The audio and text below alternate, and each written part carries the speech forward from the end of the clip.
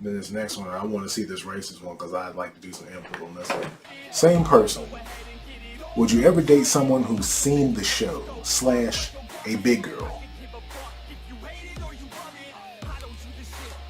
So this is a big girl that's seen the show? I'm guessing. I actually probably know on the seeing the show. I love when I meet people that don't know who I am. Like, I think people have a very different perception. When someone likes you because they saw you on TV, the relationship is botched from the beginning. Because you wonder the whole time, even in a friendship, if they're just pretending to laugh at your jokes and pretending to be interested in you just because they want to be around somebody that's on TV, it's a very weird dynamic. So, no, and I don't want to get into my personal taste with weight. Like, I don't look at women like that. Like, I don't look at weights and think, oh, I wouldn't date her because she's big. You know, the older I get, the less it's about physical attraction and more about what's inside. And that sounds like some bullshit somebody would say, but it's the truth.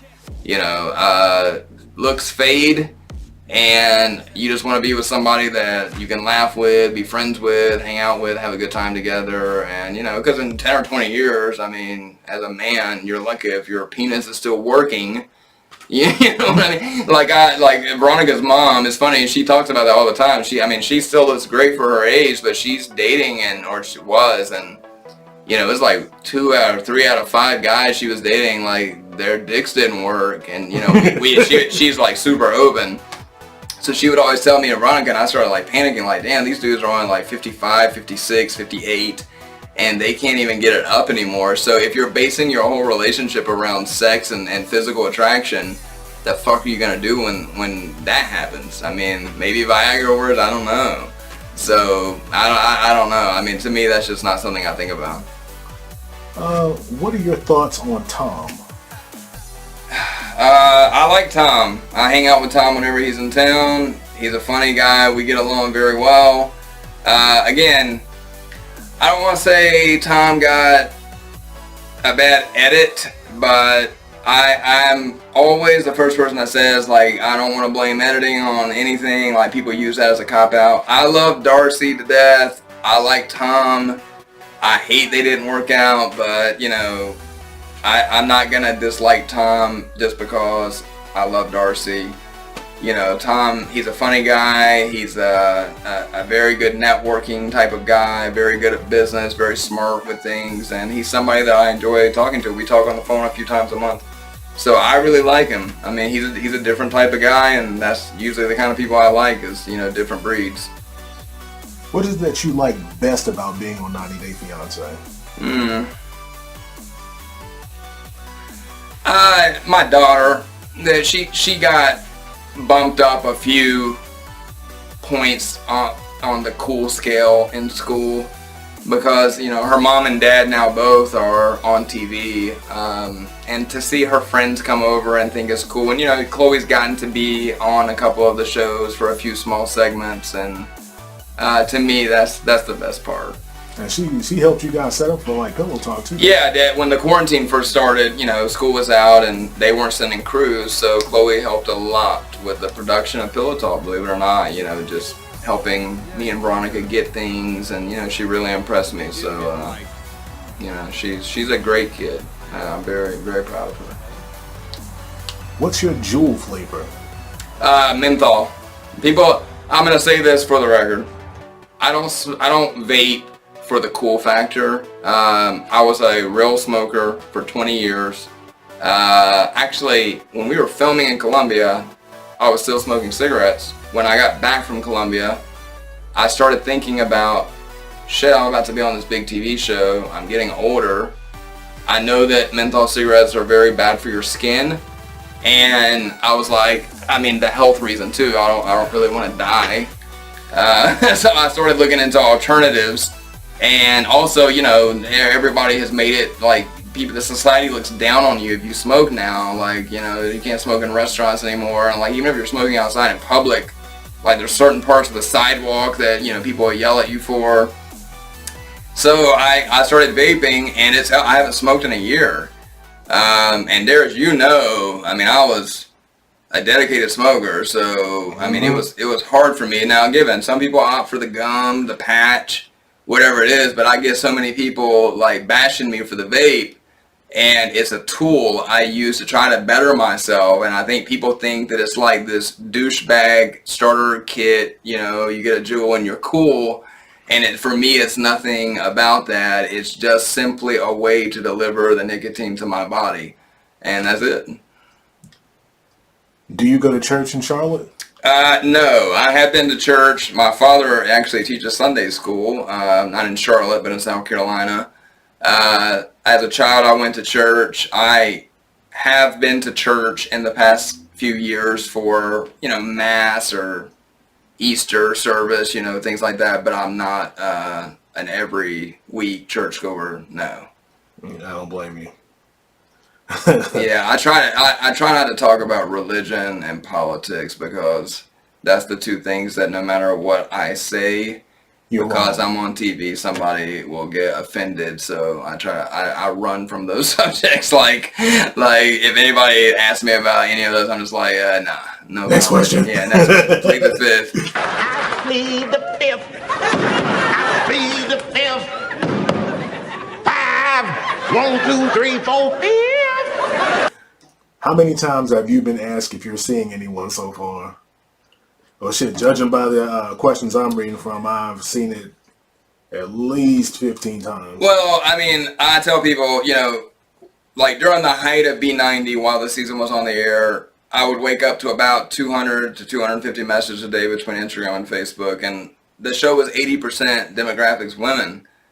So obviously, I mean, yeah, there's a lot of women that hit me up in DMs, PMs, you know, whatever, but now with the Pillow Talk, I mean, I still get several hundred a week.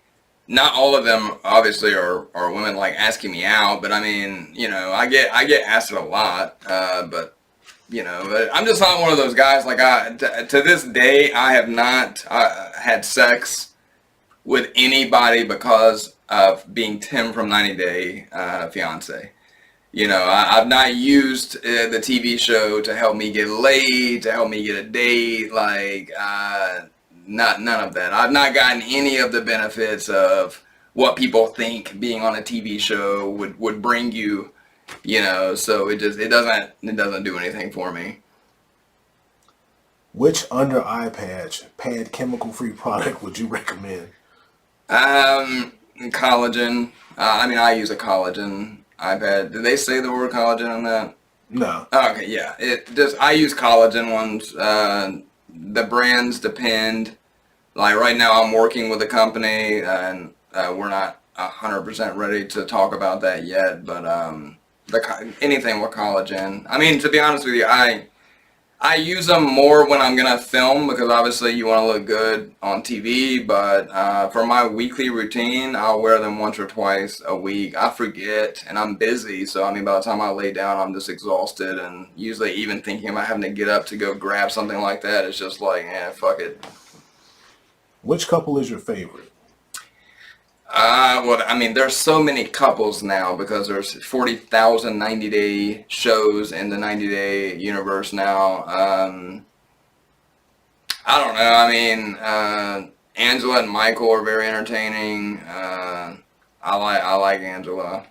I've never met Michael, but I've met Angela, and I really like her. You know, my friends from the show, obviously, I'm going to be more biased. Like, I love Erica. I love Darcy. Ashley has been really nice to me. You know, there's a few of them that have always been stand-up people. But as far as like one couple that I'm just dying to see, I don't really have one. What did you think of baby girl Visa dropping the N-word? No comment. If you ever come to KC, would you want to meet up for coffee?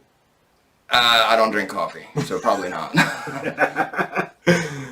When did you start your business? Well, Malcolm Firearms was the first gun business, and that started back in 2012 or 2013. But I've been an entrepreneur my whole life. I had a tanning salon. Yeah, I used to work at, and what was that, 2001? Yep. I had a car repossession company for several years. I had a car sales business for a couple years. I mean, I've done a little bit of that. I've been an eBay seller since 1997, I think. Amazon seller, Shopify seller. I've done a little bit of everything. But as far as guns, it's been about 7 years now, I think. 6, 7 years. What made you interested in customizing guns? The market, as an entrepreneur, you got to learn to adapt and, to survive. Owning a business is tough. Everybody talks about the American dream. There's no American dream other than the American opportunity. A lot of foreigners I always think that if you just move to this country, you're going to get rich. I think that America is the land of opportunity, but you still have to fucking work your ass off and make smart decisions to be successful, especially to the level that most of us in our heads see as successful, like Kardashian lifestyle of Bentleys and mansions and, yacht trips to the Caribbean or whatever. But I had to adapt. My business was starting to go down, and, you got to survive, you got to eat. So that's a niche market. There's only so many people that are going to spend the kind of money that my guns cost or want to put real gold on a gun. But I just like the guns the way they look. I always thought gold-plated guns were cool, so I just started making them. And it took off to the point that it is now. Did you ever have a 9-to-5 desk job? Of course, yeah. I mean, my very first job ever was... I worked at Captain D's for 3 days when I was like 16. They asked me to clean the bathroom, and I just walked out. But that sounds like I grew up very poor. People have that misconception too. My mom was a secretary. I was not entitled. I was not privileged. Like, my parents didn't pay for college. I had to buy my own braces. I was going to night school at community college and working full-time. My senior year of high school, I left at 10:30 in the morning to go to a full-time job, and on the weekends, me and Darius here both worked at a movie theater. Yep. I mean, the last job I had was working for a BMW dealership as an internal service advisor. And I started my gun business while I was doing that, and then when the gun business started doing enough business, I quit. And then I actually took a contract job being a tour manager for a Southern rock band that was doing their first European tour.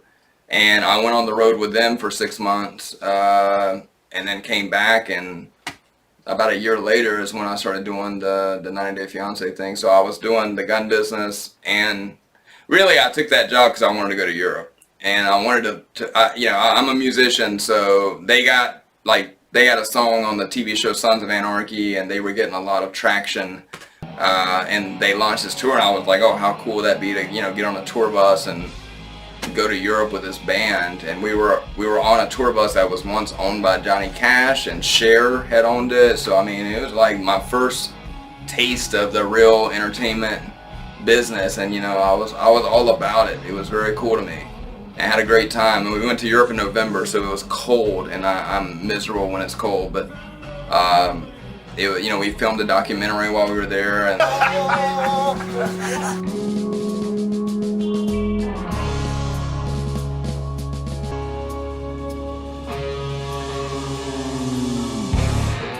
that's my first experience in the Czech Republic. They have some pretty nice looking people there. Pretty nice looking women and stuff, you know what I'm saying?